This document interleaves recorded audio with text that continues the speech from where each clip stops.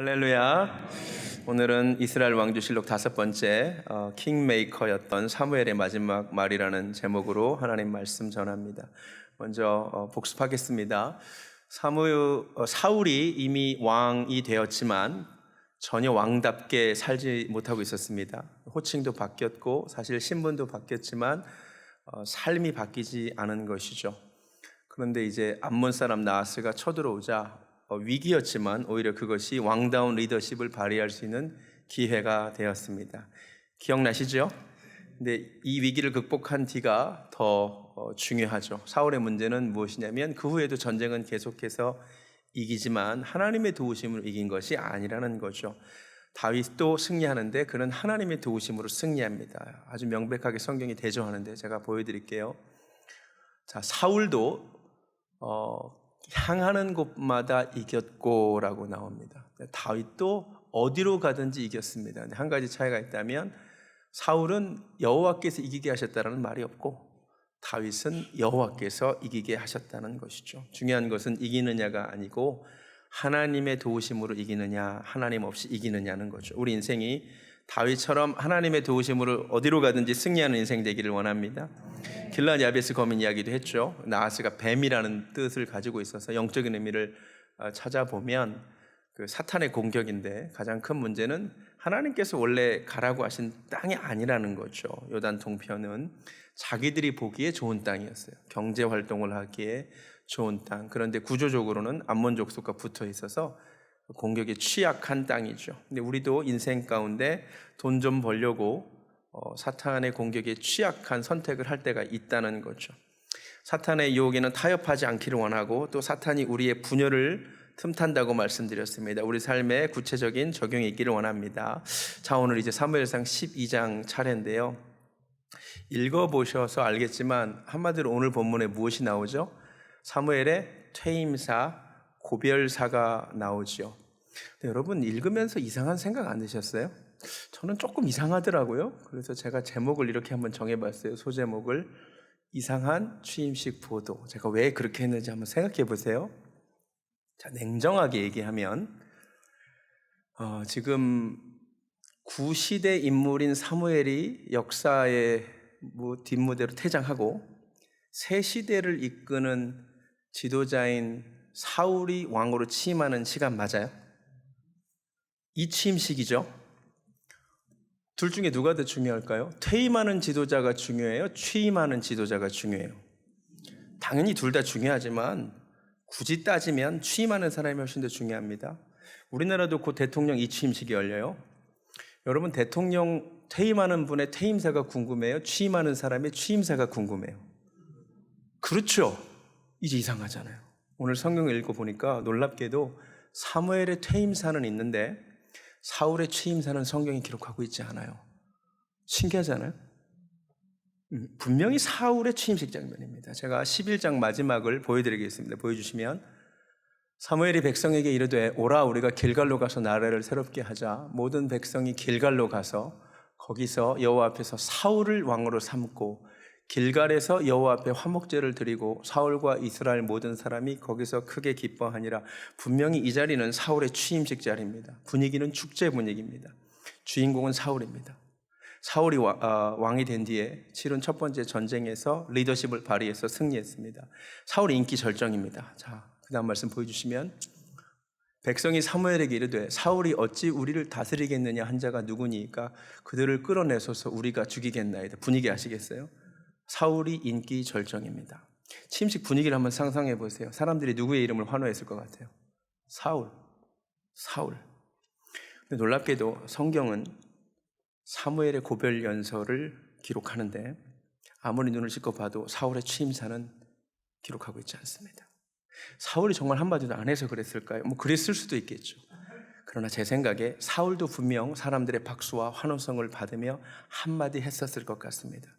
난 이런 왕이 되겠다고. 중요한 것은 성경이 그것을 기록하고 있지 않다는 것입니다. 이 세상의 보도와 완전히 달라요. 여러분 대통령 이 취임식이 끝나고 나면 다음날 언론 보도가 쏟아지죠. 다음날 신문기사 일면을 장식하는 기사는 떠나는 대통령의 말이 아니죠. 새로 취임한 대통령이 나는 이런 대통령이 되겠다가 분명히 기록될 것이죠. 게다가 정권이 바뀌었어요. 성경 속 상황도 보세요. 시대가 바뀌었어요. 사사 시대가 바뀌고 왕정 시대가 시작됐어요. 사무엘이 구시대 인물이라고요. 사울은 새시대의 인물이라고요. 그런데 성경의 관심은 아니에요. 사무엘의 퇴임사는 기록할 만한 가치가 있고 사울의 취임사는 기록할 만한 가치가 없었다는 거죠. 그래서 제가 이상한 취임식 보도라고 했어요. 여러분, 성경의 관심사와 세상 언론의 관심사가 완전히 다르다는 거 아세요? 세상이 중요하다고 보도할 가치가 있다고 생각하는 것과 하나님이 중요하게 보시는 것이 완전히 다르다는 걸 여러분이 아셔야 돼요. 할렐루야. 이 시각으로 성경을 한번 다시 보세요. 성경의 관심사와 세상의 관심사가 완전히 다릅니다. 성경의 컨텍스트가 다 세계 최강대국의 배경하에서 벌어진 일들이에요. 애굽, 세계 최강대국입니다. 바벨론, 페르시아, 로마. 그런데 가만히 이 시각으로 성경을 보면 세상 사람들이 궁금해하는 이야기가 성경에 하나도 안 나와요. 예를 들어 출애굽 시대의 배경이 세계 최강대국인 이집트죠. 근데 성경은 전혀 이집트 왕의 위세에 대해 관심이 없어요. 이집트 영토가 얼마나 큰지, 얼마나 문명이 발달했는지 전혀 기록하지 않아요. 성경의 관심은 박해받는 이스라엘에게 있어요. 하나님의 백성들에게 있어요. 심지어 통치자 바로는 이름도 안 나와요. 바로는 이름이 아니에요. 바로는 이집트의 왕을 나타내는 그 칭호예요. 계속 성경 읽으면 바로라고 나와요. 그분이 안 죽으신 게 아니고 그냥 바로가 이집트 왕 이름이에요. 왕명이에요. 그런데 시브라와 부하라고는 히브리 3파는 이름을 기록해요. 놀라운 이야기입니다. 신약시대 배경은 로마예요. 로마는 당시 세계 최강대국이에요. 근데 로마 황제들의 업적이 성경에 안 나와요. 장군들, 영토를 확장하는 장군들 이야기도 성경에 안 나와요. 대신 옷값을 깨뜨린 한 여인 이야기는 나와요. 네, 복음이 증거되는 곳에서는 이 일이 기억될 거래요. 할렐루야. 네, 바울의 행적에 관심이 있어요. 그러니까 하늘나라 뉴스거리와 세상의 뉴스거리가 완전히 달라요. 여러분, 오늘 매일 밤 9시 뉴스에 보도되는 이야기들은 이 세상 사람들이 보기에 보도할 가치가 있는 내용들이에요. 그런데 그 소식이 하늘나라에서도 중요하게 다뤄질까요? 아니요. 완전히 달라요. 그럼 혹시 이 자리에 태어나서 처음으로 금예배 오신 분 계세요? 여러분이 금예배 처음 왔다고 세상 뉴스에서 보도해 주지 않아요. 오늘 하늘나라에는 보도됐어요. 할렐루야. 그렇죠? 4월 17일 날 세례식 있어요. 이번에 유아 세례 외에 제가 성인분들 3분 세례 드리는 걸로 알고 있어요. 믿지 않던 분들이, 무신론자였다는 분들이 예수 믿고 신앙 고백하고 세례 받아요. 할렐루야. 절대 뉴스에 안 나와요. 근데 하늘나라에 대서특필돼요. 진짜요. 성경에 그렇게 되어 있어요. 누가복음 보여주시면 내가 너에게 이르노니 이와 같이 죄인 한 사람이 회개하면 하늘에서는 회개할 것 없는 의인 99으로 말미암아 기뻐하는 것보다 더하리라. 할렐루야. 내가 너에게 이르노니 이와 같이 죄인 한 사람이 회개하면 하나님의 사자들 앞에 기쁨이 되느니라. 죄인 한 사람이 회개하면 천국에서 잔치가 벌어져요. 홀리클럽 6주 차예요. 태어나서 한 번도 성경을 안 읽어본 사람이 매일 성경을 읽고 있어요. 세상 언론은 그렇다고 관심을 가져주지 않아요. 하늘나라는 난리 났대요. 지금 그 친구가 그런 애가 아닌데 매일 말씀을 읽는다고. 그럼 어떤 인생을 살고 싶으세요? 이 세상 뉴스에 나오고 보도되는 커다란 업적을 남기고 싶으세요? 아니요. 세상 언론이 주목하는 것보다 하나님이 주목하는 인생을 사시는 게 좋아요. 네, 할렐루야. 오늘 제가 하는 말도 세상 언론은 다뤄주지 않겠지만 하나님에 의해 기억되는 설교가 되고 싶습니다. 자, 이 시각을 가지고 한번 성경 읽어볼게요. 왜 기록하게 하셨을까요? 기록할 만한 가치가 있거든요. 너도 이런 사람이 되어달라고 우리의 교훈을 위하여 기록하신 거죠. 자, 사무엘의 고별사를 읽어보니까 제가 첫 번째 소제목을 이렇게 정했는데 떠나야 할 때를 아는 사람 사무엘. 제가 1절과 2절을 다시 읽겠습니다. 사무엘이 온 이스라엘에게 이르되 보라 너희가 내게 한 말을 내가 다 듣고 너희 위에 왕을 세웠더니 이제 왕이 너희 앞에 출입하느니라. 보라 나는 늙어 머리가 휘어졌고 내 아들들도 너희와 함께 있느니라. 내가 어려서부터 오늘까지 너희 앞에 출입하였거니와 그런데 이제는 왕이 세워졌으니까 나는 내려온다는 거죠. 이형기 씨가 쓴 낙화라는 시의 한 구절 아세요? 가야 할 때가 언제인가를 분명히 알고 가는 이의 뒷모습은 얼마나 아름다운가. 혹시 학교 다닐 때 이 시 기억나세요? 이 시에 딱 어울리는 인물이 사무엘이죠. 자기의 사명이 여기까지다라고 생각되는 순간 구질구질하게 자리에 집착하지 않고 내려와요. 근데 성경에 그렇지 않은 사람들이 훨씬 많았습니다. 모세에게 하나님께서 뭐라고 말씀하셨냐면 너의 사명은 여기까지다라 그랬어요. 넌 가나안 땅 못 들어간다. 그때 모세가 어떻게 하는 줄 아세요? 기도해요. 보여주세요. 그때 내가 여호와께 간구하기를, 마지막에 뭐냐면 구하옵나니 나를 건너가게 하사 요단 저쪽에 있는 아름다운 땅 보게 하옵소서. 모세는요 못 나요. 가고 싶대요. 근데 하나님 뭐라 그런지 아세요? 여호와께서 내게 이르시기를, 보여주시면 그만해도 족하니 이 일로 다시 내게 말하지 말라. 괜히 구했어요. 그렇죠? 하나님이 no, 그래서 넌 거기까지야. 모세는 사역에 대한 미련이 남았는데 하나님이 넌 거기까지야 라고 말씀하십니다. 히스기야라는 사람도 있어요. 히스기야도 하나님이 넌 여기까지야 라고 말씀하신 적이 있어요. 보여주세요. 그때 히스기야가 병들어 죽게 되매 아모스의 아들 선지자 이사야가 그에게 나와서 그에게 이르되 여호와의 말씀이 너는 집을 정리하라. 여기까지라 그랬어요. 근데 히스기야도 어떻게 하죠? 더 살고 싶대요. 그 다음 말씀 보여주세요. 히스기야가 낯을 벽으로 향하고 여호와께 기도하여 이르되 여호와여 구하오니 내가 진실과 전심으로 주 앞에 행하며 주께서 보시기에 선하게 행한 것을 기억하옵소서 하고 히스기야가 심히 통곡하였더라. 하나님이 모세는 노 하셨어요. 근데 하나님이 눈물에 약하세요. 그래가지고 들어주세요. 그런데 몇 년을 더 살죠?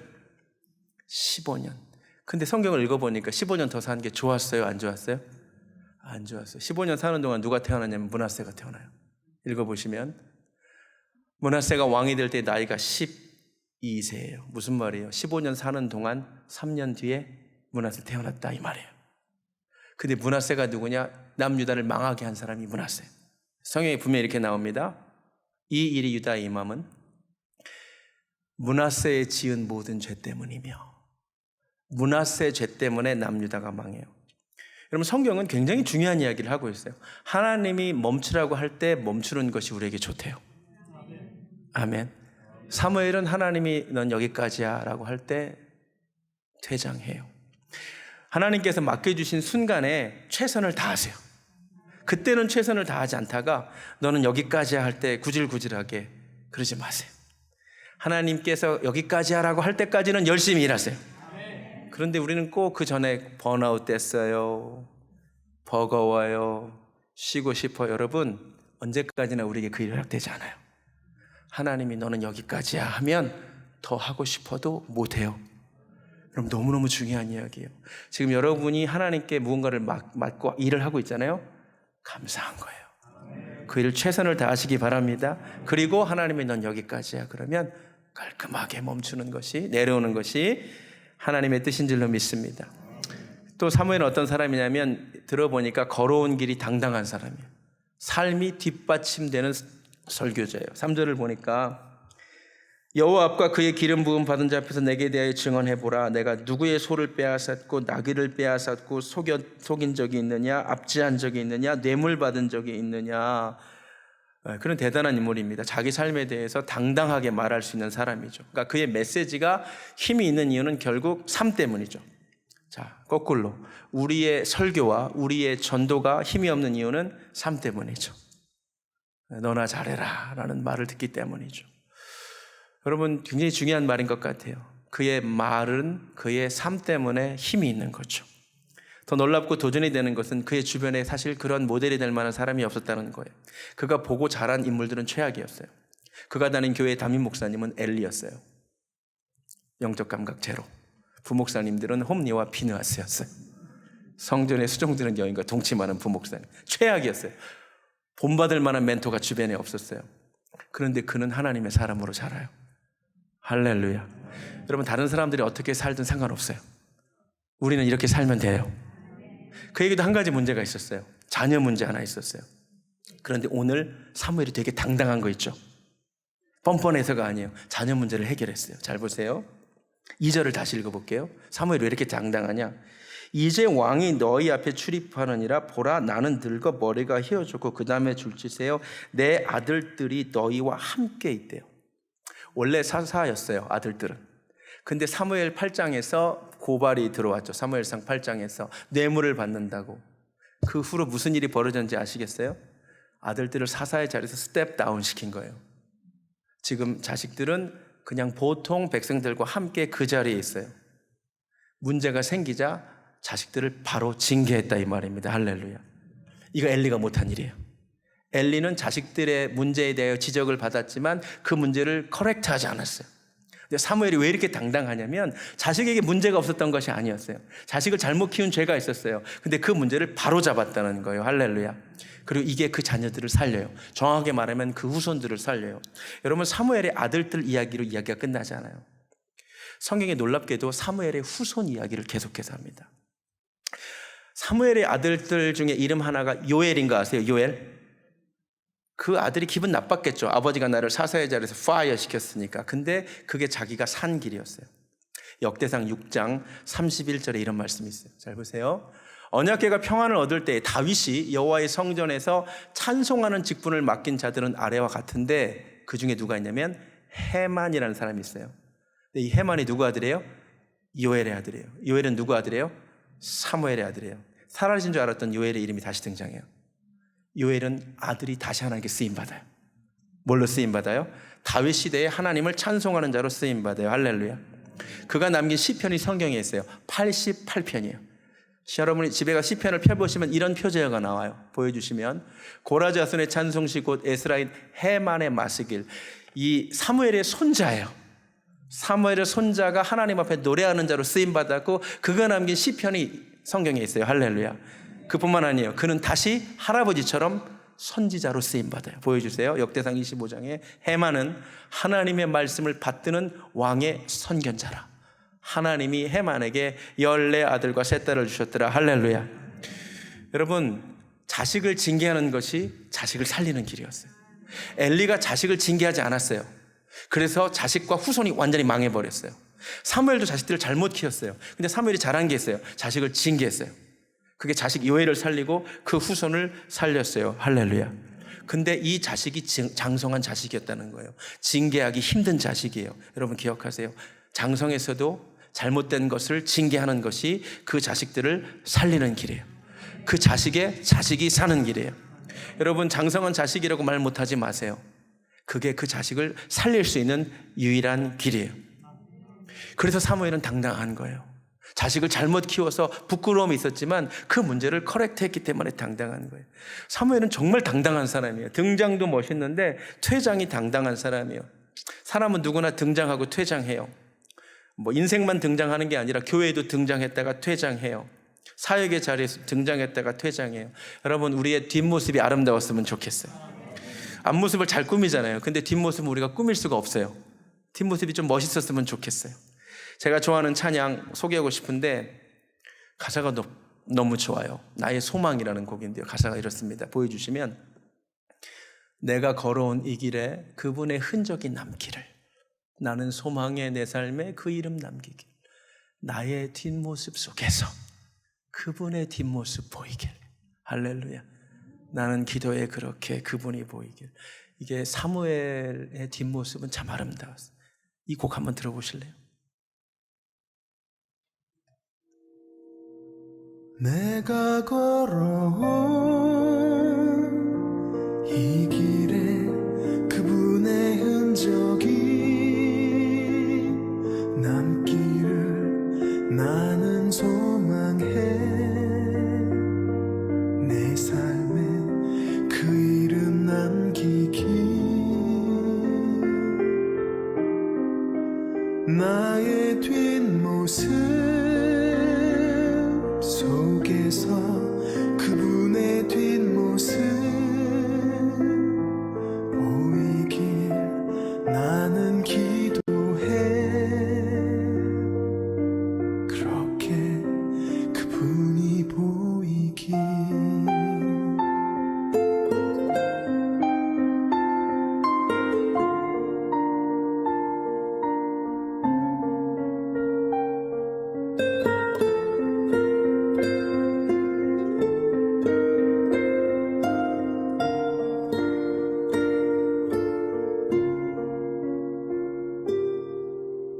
나의 소망은 나의 바램은 늘 항상 내 사랑하는 그분의 그림자로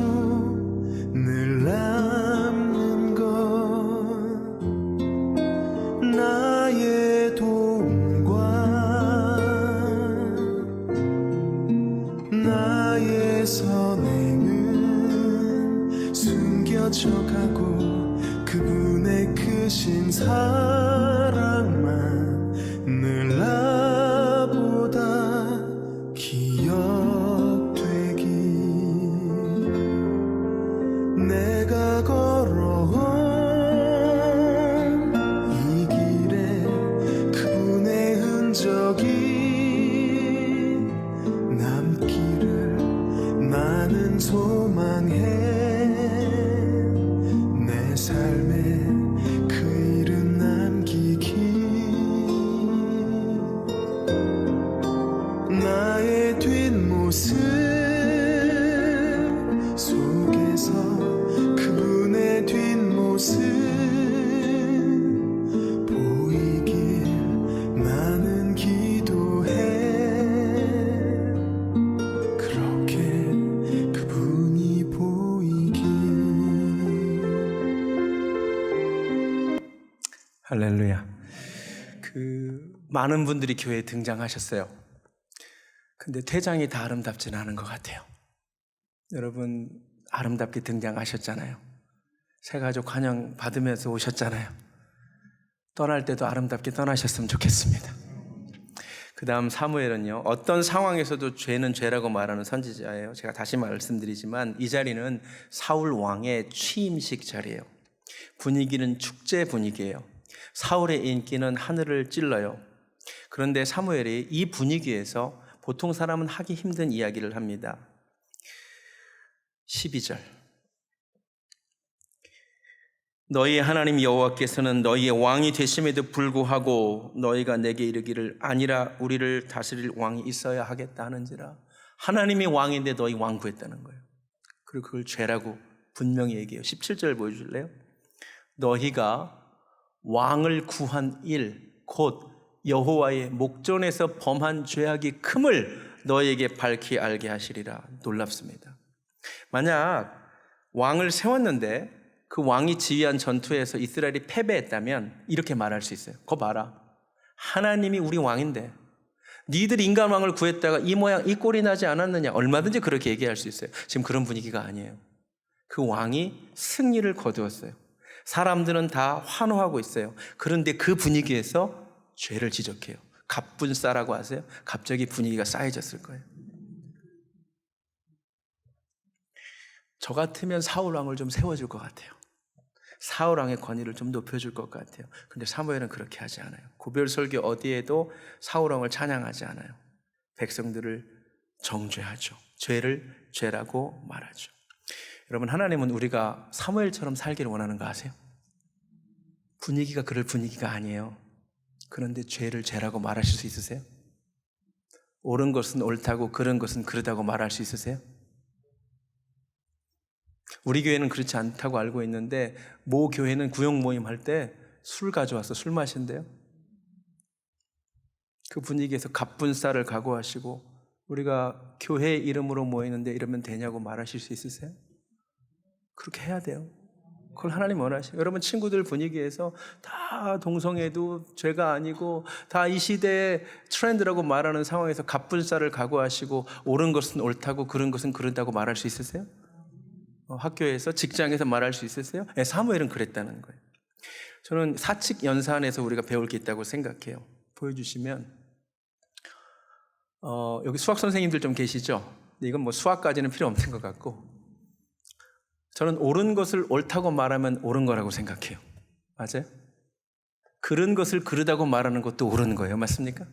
근데 옳은 것을 그르다고 말하면 그른 것이고 그른 것을 옳다고 말하는 것도 그른 거예요. 할렐루야. 네, 죄를 죄라고 말하는 것이 옳은 거예요. 사무엘은 죄를 죄라고 말했어요. 사람들이 그것을 어떻게 생각하든 분위기가 갑자기 쌓여지든 말든 지금 왕이 잘 나가든 어떻든 전혀 상관없어요. 하나님 보시기에 죄는 죄라는 거예요. 인기를 생각하지 않아요. 사람들의 귀에 듣기 좋은 말을 하지 않아요. 그런데 놀라운 이야기를 알려드릴까요? 19절. 지금 분위기를 갑자기 싸하게 만들었어요. 축제 분위기에 찬물을 확 끼얹었어요. 그럼 사람들이 어떻게 반응할까요? 쟤 뭐야? 그럴 것 같죠? 아니요. 19절. 모든 백성이 사무엘에게 이르되 당신의 종들을 위하여 당신의 하나님 여호와께 기도하여 우리가 죽지 않게 하소서. 우리가 우리의 모든 죄에 왕을 구하는 악을 더하였나이다. 비밀입니다. 백성들의 회개가 언제 있느냐? 귀에 듣기 좋은 말을 할 때, 내가 너희들을 이해한다라는 말을 할 때 회개가 나오는 게 아니에요. 죄를 죄라고 가르쳐 줄 때 회개는 나오는 거예요. 아멘. 네, 우리 교회 가운데 이런 역사를 계속해서 보기 원합니다. 제가 그런 말 몇 번 들었어요. 목사님 되게 용감하다고, 그런 얘기 해서 깜짝 놀랐다고. 할렐루야. 저 잘 그래요. 근데요, 목사만 그래야 될까요? 여러분, 분위기 깨지는 상황에서, 그 분위기에서 죄를 죄라고 꼭 말씀해 주시기 바랍니다. 분위기 깨지는 게 그렇게 걱정되세요? 하나님이 나를 어떻게 보실까를 한 번 더 걱정해 보세요. 네, 주님의 제자는 진실을 말해요. 그 말 때문에 주변에서 불편한 존재가 돼도 하나님은 기뻐하실 줄로 믿습니다. 그 다음 사무엘이 또 놀라운 이야기를 해요. 아무도 이런 말을 한 적이 없는데 기도 쉬는 것을 죄라고 말한 유일한 사람이에요. 23절입니다. 잘 보세요. 나는 너희를 위하여 기도하기를 쉬는 죄를 여호와 앞에 결단코 범하지 아니하겠대요. 자, 사사의 자리에서는 은퇴하지만 내가 기도의 자리에서는 은퇴하지 않겠대요. 여러분, 모든 사역에 은퇴하더라도 기도 사역에는 은퇴가 없습니다. 그리고 성경 전체를 통틀어 기도 쉬는 것이 죄라고 말하는 사람은 사무엘밖에 없어요. 데살로니가전서 5장에서 항상 기뻐하라, 쉬지 말고 기도하라, 범사에 감사하라, 이것이 그리스도 예수 안에서 너희를 향하신 하나님의 뜻이라고 사도 바울이 성령의 감동으로 깨닫기 전에 사무엘이 먼저 깨달았어요. 기도 쉬는 것이 죄구나. 기도하는 자가 나라를 지키는 거죠. 기도하는 자가 교회를 지키는 줄로 믿습니다. 부모님, 자녀들을 위해 기도 쉬는 것이 죄입니다. 성도님들, 교회를 위하여 기도하는 것을 쉬는 것이 죄입니다. 여러분, 기도 쉬는 죄를 범치 말기를 바랍니다. 기도하시기 바랍니다. 마지막으로, 그런데 헷갈리는 마지막 말, 제가 이렇게 무엇이 맞는가라고 정했어요. 자, 왜 그러냐면 사무엘의 고별 설교를 잘 읽다가 여러분은 캐치하셨는지 잘 모르겠는데 얼핏 보면 전혀 상반되는 모순되는 이야기를 마지막에 하고 끝내는 거 아세요? 22절 한번 보시겠습니다. 잘 보세요. 22절 보여주세요. 여호와께서는 너희를 자기 백성으로 삼으신 것을 기뻐하셨으므로 여호와께서는 그의 크신 이름을 위해서라도 자기 백성을 버리지 아니하신다는 말을 해요. 이거 기억하세요? 불과 3절 뒤에 25절에는 그런데 이 얘기를 합니다. 보세요. 만일 너희가 여전히 악을 행하면 너희와 너희 왕이 다 멸망하리라. 모순되는 이야기를 한 거 아니에요? 한편에서는 하나님이 너희를 버리지 아니하시리라. 한편에서는 너희 마음대로 살면 망하리라. 뭐가 맞아요? 둘 다 맞아요. 그래서 여러분이 우리 교회 오시기 전에 여러 교단 다니셨겠지만 어떤 교단은 앞에 말이 너무 좋은 거예요. 내가 너희를 결탄코 떠나지 않으리라. 이런 말씀, 성도의 견인론 그런 거 들어보셨어요? 저는 교리 이야기를 별로 하고 싶지는 않는데 이 앞에 말을 너무 좋아하시는 분들이 우리 예수 믿으면 한번 구원받으면 영원히 하나님께서 우리를 버리지 아니하신다고. 여러분 믿으세요? 성경에 그렇게 나오잖아요. 하나님 버리지 않으신다고. 할렐루야. 근데 성경에 그 얘기만 있으면 얼마나 좋을까요? 동시에 성경이 그러나 너희가 하나님대로 살지 않으면 망한대요. 이것도 아멘 하시기 바랍니다. 자, 그러니까 저는요, 성경을 그냥 성경에 있는 그대로 받아들이면 될 것 같아요. 교단들의 문제가 뭔지 아세요? 둘 중에 하나만 취하는 게 문제예요. 근데 저는 그냥 둘 다를 다 받아들이는 게 맞다고 봐요. 자, 중요한 것, 하나님이 우리를 절대 버리지 않으십니다. 아멘. 자, 성경에 요한복음 이렇게 되어 있어요. 보여주세요. 다음 말씀 보여주시면, 내가 저에게 영생을 주노니 영원히 멸망치 아니할 것이요 또 저희를 내 손에서 빼앗을 자가 없느니라. 그들을 주신 내 아버지는 만물보다 크심에 아무도 아버지 손에서 빼앗을 수 없느니라. 할렐루야.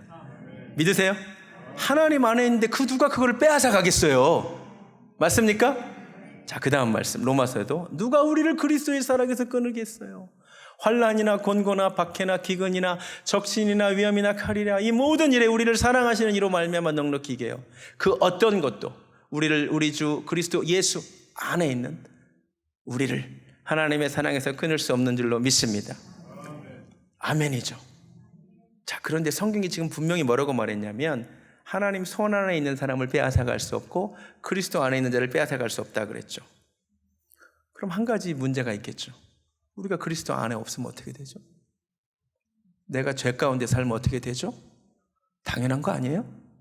그러니까 성경이 똑같은 얘기를 하는 거예요. 사실 에스겔서 보여주실래요? 가령 내가 의인에게 말하기를 너는 살리라 했다 하자. 그런데 그가 그 공의를 스스로 믿고 하나님이 나를 살려준다고 했어, 구원시킨다고 했어, 그 말을 믿고 뭐 하면?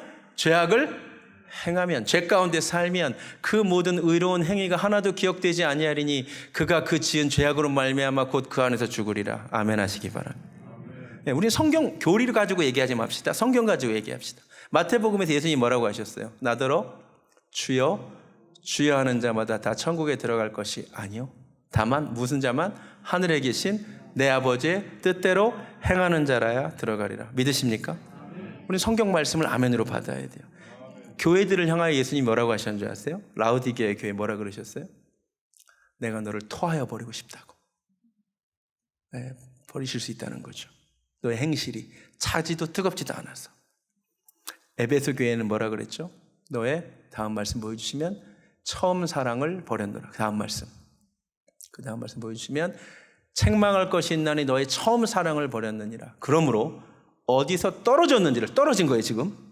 주님의 손에 있었는데 떨어진 거예요.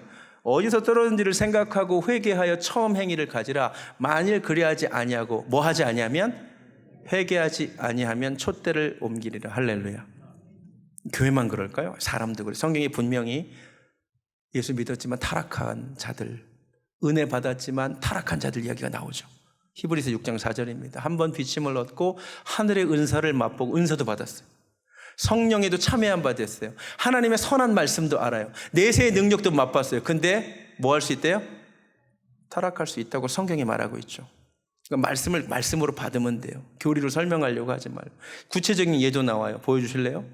대만은 이 세상을 사랑하여 나를 버리고 갔대요. 그 다음에 어떤 이들은 양심을 버렸고 믿음에 관하여 파선했대요. 구체적인 이름을 거론합니다. 그 가운데 후메네와 알렉산더가 있느니라. 대만은 한때 바울이 사랑했던 사람이에요. 그런데 세상을 사랑해서 가버렸어요.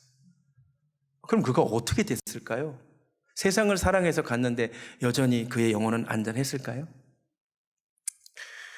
성경은 그래서 경고합니다. 그런즉 선줄로 생각하는 자는 뭐 할까 조심해라? 넘어질까 조심하라. 그러므로 나의 사랑하는 자들아, 너희가 나 있을 때뿐 아니라 더욱 지금 나 없을 때에도 항상 복종하여 무엇으로? 두렵고 떨림으로 너희 구원을 이루라. 아멘. 또 말합니다. 고린도후서에 너희가 어디에 있는가? 믿음 안에 있는가? 너희 자신을 시험하고 너희 자신을 확증하라. 예수 그리스도께서 너희 안에 계신 줄을 너희가 스스로 알지 못하느냐? 그렇지 않으면 너희가 어떤 자예요? 버려온 자니라. 최종 결론 예수님 말씀하셨습니다. 요한복음 15장 뭐 하래요? 내 안에 거하라. 내 안에 거해야 돼. 예수님 안에 거해야 돼. 근데 내 안에 거하지 아니하면 어떻게 돼요? 가지처럼 밖에 버려집니다. 여러분 헷갈리지 마세요. 성경은 두 가지 이야기를 분명히 하고 있어요. 예수 안에 있는 자는 그 누구도 빼앗아갈 수 없습니다. 아멘. 하나님 안에 있는 우리의 영혼을 그 누가 빼앗아갈 수 있겠습니까? 성도는 견인받습니다. 그런데 내가 죄인인데, 죄 가운데 사는데, 타락해서 세상을 사랑하고 사는데, 하나님의 이름을 욕보이고 사는데 여전히 그 약속도 유효한 건가요? 오늘 사무엘이 분명히 말합니다. 하나님 너희 버리지 않는다. 그런데 너희가 만일 못 가운데 살면, 죄악 가운데 살면 반드시 망하리라. 예수 안에 거하시기 바랍니다. 주님 안에 거하시기, 믿음 안에, 은혜 안에 머무르는 자는 안전할 줄로 믿습니다. 말씀 마칩니다. 사울의 취임식이죠. 근데 사울의 취임사는 없고 사무엘의 고별사만 있어요. 놀라운 이야기예요. 정확하게 말하면 성경은 사울의 말에 관심이 없어요. 사람들은 거기에 더 관심이 있을 텐데 성경의 관심사는 따로 있어요. 오늘날도 성경의 관심사와 세상 언론의 관심사가 달라요. 내가 하는 일이, 내가 하는 말이 하나님 나라에 보도될 만한 일이기를 소원합니다. 사무엘은 떠나야 할 때가 언제인가를 알았고요. 삶으로 자기의 말을 뒷받침한 사람이었고요. 등장만큼이나 퇴장이 아름다웠던 사람이고요. 분위기가 깨지든 말든 죄는 죄라고 말한 사람이고요. 기도 싫은 것을 죄라고 생각해서 기도한 사람이고요. 우리도 그런 사람 되기를 원합니다. 마지막으로 굉장히 중요한 이야기를 우리에게 알려주십니다. 하나님은 절대로 우리를 버리지 않으실 거래요. 그런데도 죄 가운데 살면 우리는 망할 수밖에 없대요. 모순이 아니라 이게 진실이죠. 예수 안에 있는 한 우리는 안전한 줄로 믿습니다. 누구도 빼앗아갈 수 없어요. 죄 가운데 살면 반드시 망합니다. 예수 안에 거하시기 바랍니다. 찬양하겠습니다. 언제나 내 모습. 사무엘의 고백을 보면서 되게 부끄럽죠. 우리는 언제나 내 모습이 부끄러운데, 그렇죠? 사무엘은 그렇게 당당한데 우리는 부끄러워요. 무릎으로 주님께 가는 시간 되기 원합니다.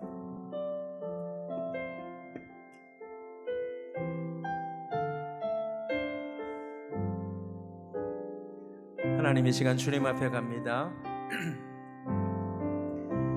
언제나 내 모습. 하나님, 너무나 부끄러울 때가 많습니다. 너무나 부끄러워. 이 시간 그래서 주님께 무릎으로 갑니다. 무릎으로 주님께 기도로 가오니 나 홀로 서이. 이 시간 내 영을 깨워 주시옵소서. 죽은 내 영 깨우사 주님만 나를 깨어 내 영 살게 하소서. 주님 내 안에, 주님 내 안에, 내 안에 계시고 주님 내 안에, 주님 내 안에 나를 세워주소. 주님 내 안에, 주님 내 안에, 주님 내 안에, 내 안에 계시고 주님 내 안에, 주님 내 안에 나를 세워주소서.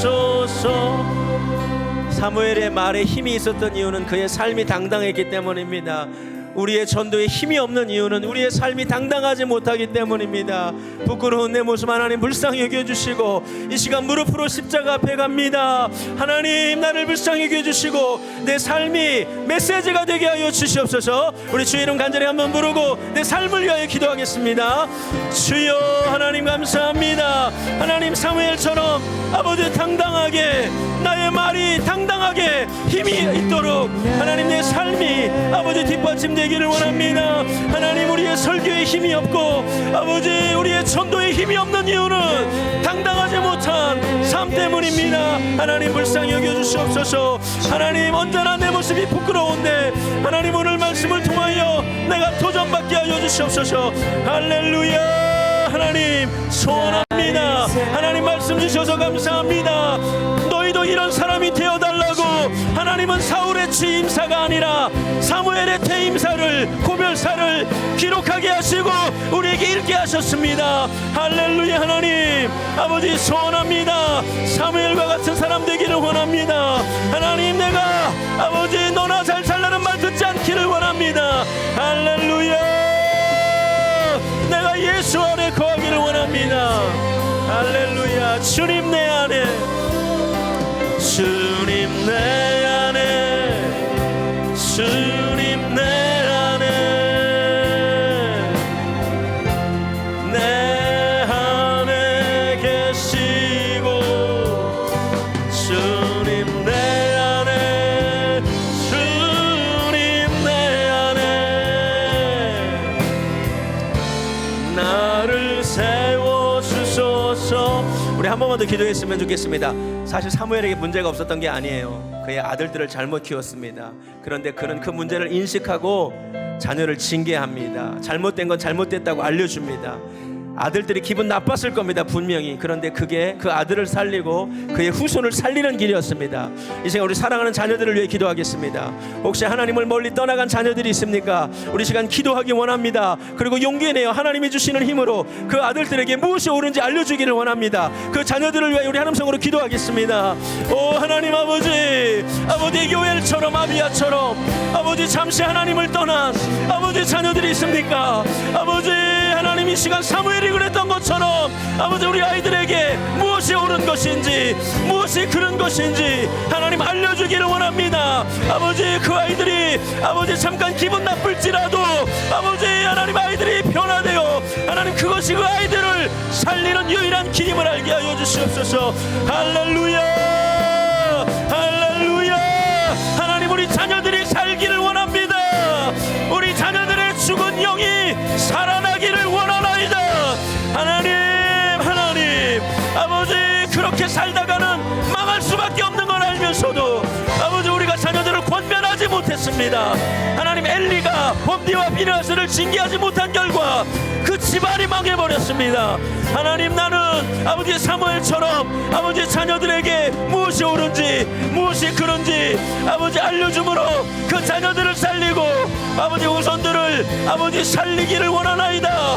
아버지 우리 자녀들에게서 우리 손주들에게서 다시 해만처럼 하나님께 쓰임받는 하나님의 사람들이 아버지 등장하기를 원하나이다. 할렐루야. 하나님 하나님 역사하여 주시옵소서. 우리 자녀들 하나님 살려주시옵소서. 정말 우리 자녀들이 다시 살아나기를 원합니다. 하나님을 멀리 떠난 요엘과 같은 자식들이 다시 하나님께 돌아오고 그 후손에서 해만처럼 다시 하나님께 쓰임받는 하나님의 사람들이 등장하기를 정말로 소원합니다. 우리의 등장보다 퇴장이 중요합니다. 우리가 다 멋있게 이 세상에 등장했고 이 교회도 등장했는데 우리의 뒷모습이 아름답기를 원합니다. 나의 뒷모습 속에서 주님의 흔적 보이기를 소원합니다.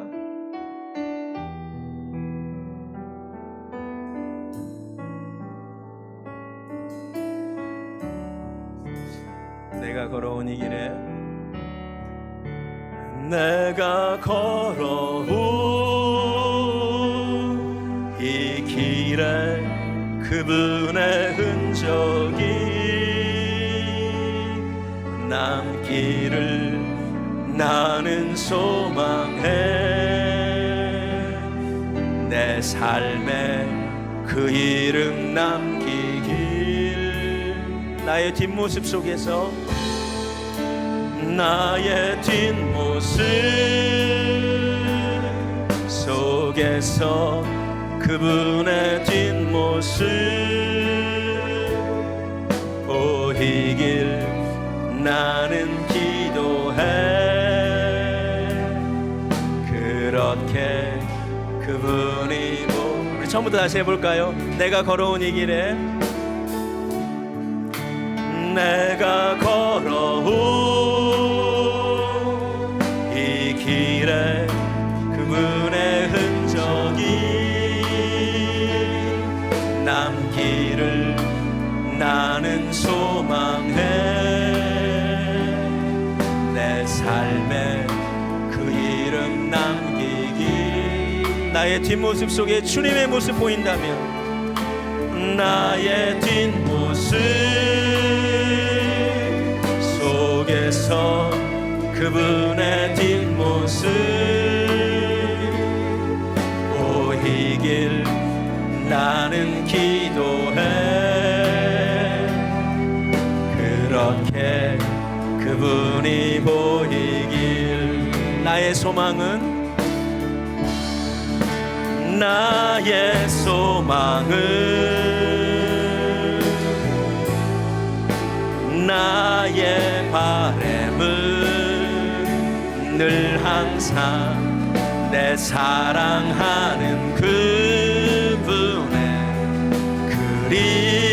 그림자로 늘 남는 것. 나의 도움과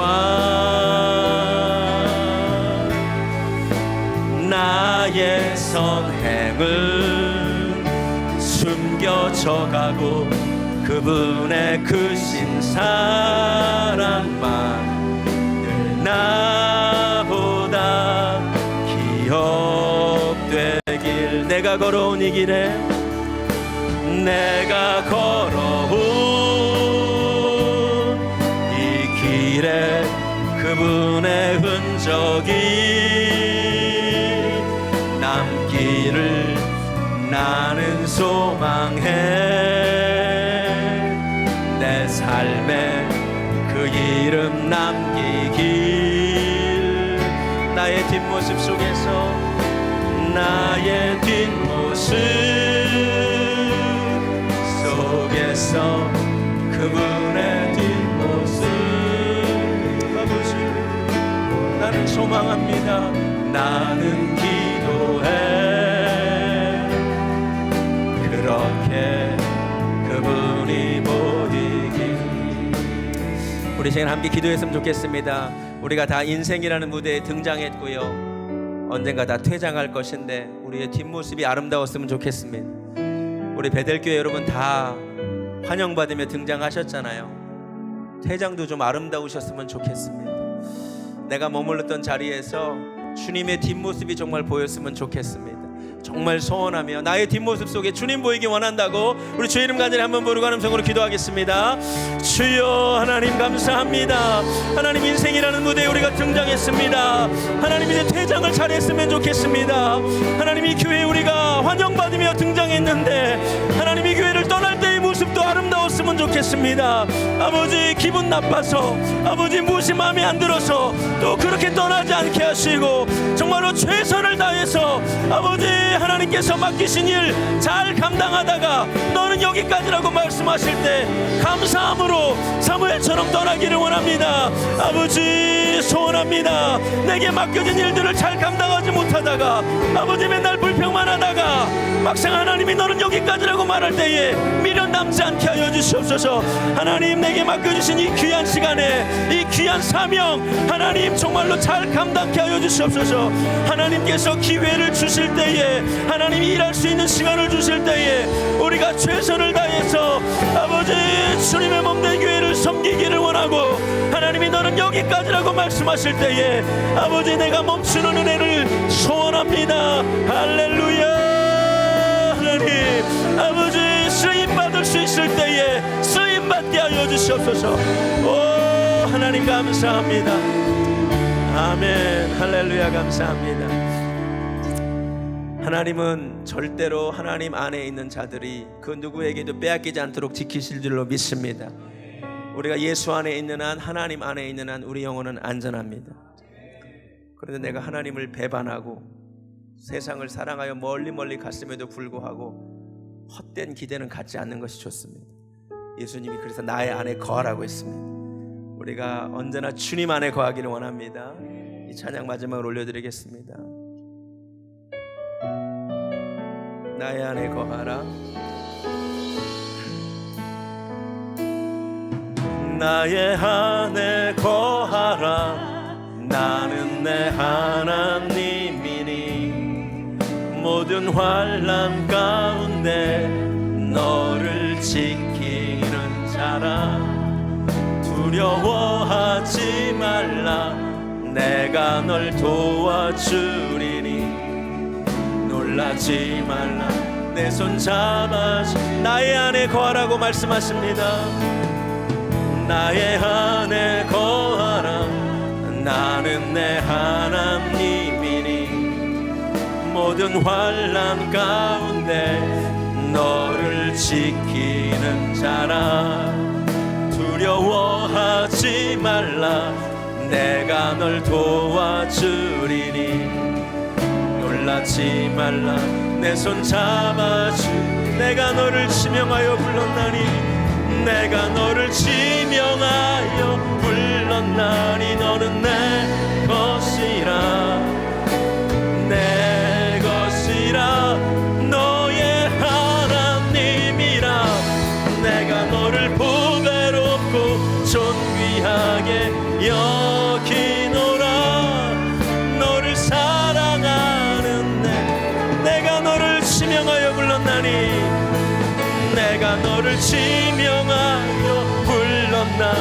너는 내 것이라 내 것이라 너의 하나님이라 내가 너를 보배롭고 존귀하게 여기노라 너를 사랑하는 내 여호와. 우리가 예수 안에 거하기를 소원합니다. 하나님 안에 거하기를 소원합니다. 믿음 안에 은혜 안에 거하기를 소원합니다. 우리 정말로 주님의 은혜 안에 거하기를 소원하면서 우리 마지막으로 하나님 성으로 기도하고 나아가겠습니다. 주여 내가 하나님 안에 거하기를 원합니다. 내가 은혜 안에 거하기를 원합니다. 내가 하나님의 믿음 안에 거하기를 원합니다. 할렐루야. 하나님 나의 영혼은 안전한 줄로 믿습니다. 할렐루야. 감사합니다. 누가 우리를 그리스도의 사랑에서 끊겠습니까? 환난이나 곤고나 박해나 기근이나 적신이나 위험이나 가리겠습니까? 어떤 일도 어떤 것도 어떤 어려움도 우리를 빼앗아갈 수 없습니다. 사망이나 생명이나 천사들이나 권사자들이나 현재일이나 장래일이나 능력이나 높음이나 기쁨이나 다른 어떤 피조물이라도 우리를 우리 주 그리스도 예수 안에 있는 하나님의 사랑에서 끊을 수 없는 줄로 믿습니다. 주님 안에 거하기만 하면 됩니다. 나의 안에 거하라고 말씀하셨습니다. 할렐루야. 이 은혜 가운데 날마다 누리며 거하게 하여 주시옵소서. 할렐루야. 이 안에 있을 때에 포도나무 대신 예수님께 붙어 있을 때에 나의 삶은 안전하며 풍성하며 열매 맺게 될 줄로 믿습니다. 할렐루야. 하나님 그래서 내가 예배를 사모합니다. 내가 하나님의 말씀을 사모합니다. 내가 기도하기를 즐겨합니다. 내 하나님과 교제하기를 원합니다. 내가 하나님 안에 있기를 소원하기 때문입니다. 할렐루야. 아버지 믿음 안에 있는가 시험해보라고 했습니다. 하나님 내가 믿음 안에 있는 줄로 믿습니다.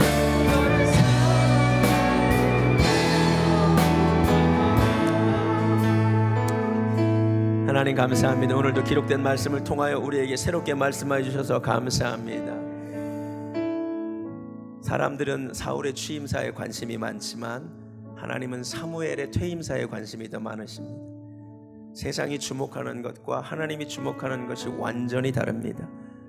오늘 이 밤의 예배가 세상은 주목하지 않았지만 하나님은 주목하신 줄로 믿습니다.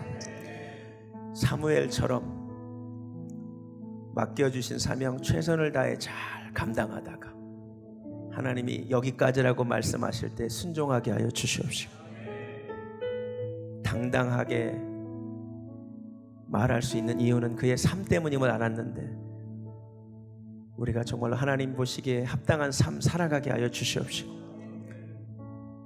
어떤 상황에서도 죄를 죄라고 선포하며 기도 싫은 것을 죄라고 말한 사람 우리도 그렇게 기도하는 자들 되게 하여 주시옵소서. 하나님은 절대 우리를 버리지 않으십니다. 그 안에 거하면 안전한 줄로 믿습니다. 누구도 우리의 구원을 빼앗아갈 수 없을 줄로 믿습니다. 그런데 헛된 기대를 가지고 세상을 사랑하며 살아가고 하나님을 배반하고 살면서도 헛되게 기대 가지지 않게 하여 주시옵소서. 예수 안에 사는 우리 되기를 원합니다. 이제는 우리 주 예수 그리스도의 은혜와 하나님 아버지의 극진하신 사랑과 성령님의 역사하심이 오늘 이 말씀이 내게 주신 하나님의 말씀인 줄로 믿고 아멘한 사랑하는 배들교회 성도님들 머리 위에 지금부터 영원까지 함께 하시기를 간절히 축원하옵나이다. 아멘.